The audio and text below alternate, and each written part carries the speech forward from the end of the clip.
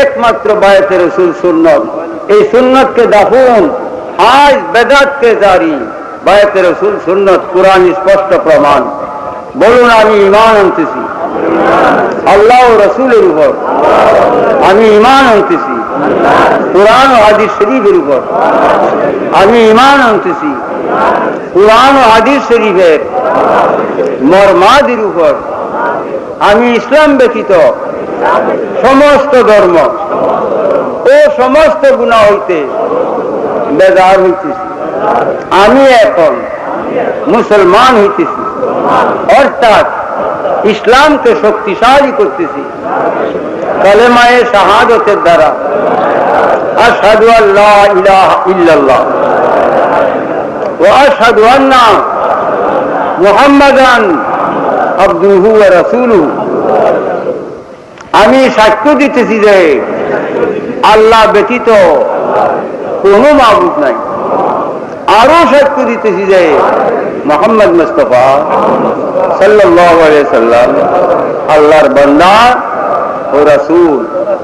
আমি মুরিদ হইতেছি নূর খুদা মুহাম্মদ মুস্তাফা সাল্লাল্লাহু আলাইহি ওয়াসাল্লামের কাছে। রেজভী সাহেবের উসিলায় আমি ওয়াদা করতেছি নামাজ রোজা করব, উপযুক্ত হইলে হজ যাকাত আদায় করব। আমি মুরিদ হইতেছি নূর খুদা মুহাম্মদ মুস্তাফা সাল্লাল্লাহু আলাইহি ওয়াসাল্লামের কাছে।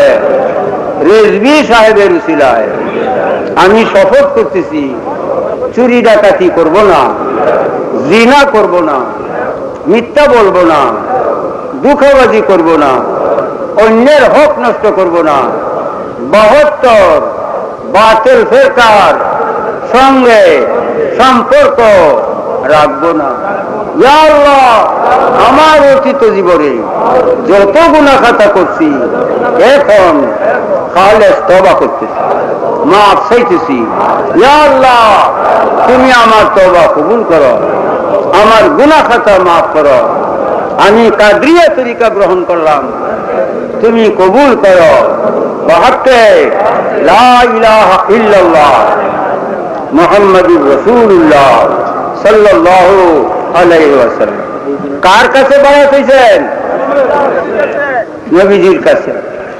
কুরআন হাদিস মতে এটার নাম বায়াতে রাসূল। তিনি চাইতে ভালো মানুষ আরো কুমিল্লা আইব? তাইলে বায়াত শেষ, সুন্নত আদায় হইল। এখন বাকি রয়েছে আমল। কি কইছেন? নামাজ পড়বেন, রোজা রাখবেন, ওয়াদা করছেন, উপযুক্ত হইলে হজ যাকাত আদায় করবেন। শপথ করছেন চুরি করবেন না, ডাকাতি করবেন না, জিনা করবেন না, মিথ্যা বলবেন না, ধোঁকাবাজি করবেন না, অন্যের হক নষ্ট করবেন না, বাতিল ফিরকার সঙ্গে সম্পর্ক রাখবেন না।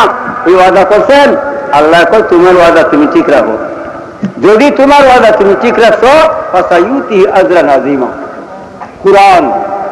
কুরআন সূরা ফাতিহা ফাসায়ুজরিহি আজরান আযীমা।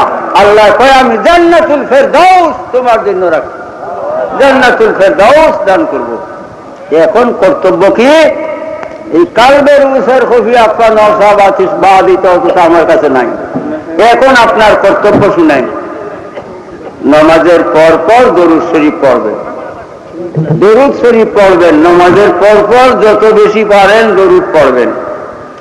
আর বাকি সময় যতক্ষণ গুণ না ইয়ে, ওযু চায় তাও চায় না তাও, শরীর পাক তাক চায় না পাক তাও, কেটে হাটে গাটে যে কোনো অবস্থায় আপনি সর্বক্ষণ অন্তরের সহিত কেরামুন কাতিবিন ফেরেশতাও যেন না জানে, আপনি অন্তরের সহিত জ্ঞানের সহিত খেয়ালের সহিত হু আল্লাহ হু আল্লাহ হু আল্লাহ হু আল্লাহ হু আল্লাহ হু আল্লাহ। হাতে কাজ পায়ে চলছেন, হাতে গাছে কেটে কর্মে খাইতে বইতে পেশাব পাখানা সর্বক্ষেত্রে অন্তরের সহিত হু আল্লাহ হু আল্লাহ হু আল্লাহ হু আল্লাহ হু আল্লাহ হু আল্লাহ হু আল্লাহ হু আল্লাহ এই জিকির চালু রাখবেন।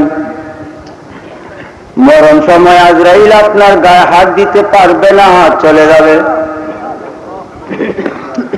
আল্লাহ বললে ফিরে আসলা কেন? ওই আল্লাহ করতেছিলাম তোমার পবিত্র নাম 70,000 লোমকূপে বাহির হইতে লাগছে। সারা জীবন এই অভ্যস্ত ছিল তোমাকে অন্তরে শহীদ ডাকছে। কেমনে তার শরীরে আমার হাত স্পর্শ করবো, কেমনে জান কবজ করবো? আল্লাহ তো যাও উত্তর ইসমি আল্লাহ কাফেকা ও আরে হারুল মুমিনে, তোমার হাতের তালায় আমার নাম আল্লাহ লেখো। আর সাইনবোর্ড যেমনে ধরে এমনি ভাবে ওই ব্যক্তির চোখের সামনে ধরো। সুই যেমন লম্প দিয়া চাকুতে আয়া মিশে, রুহুরা দেহ থেকে লম্প দিয়া আল্লাহ নামের মধ্যে বিলীন ফানা হইয়া যাবে। দেহটা হলুদ বর্ণ থাকবে, এই দেহের জন্য দুজকের আগুন হারাম।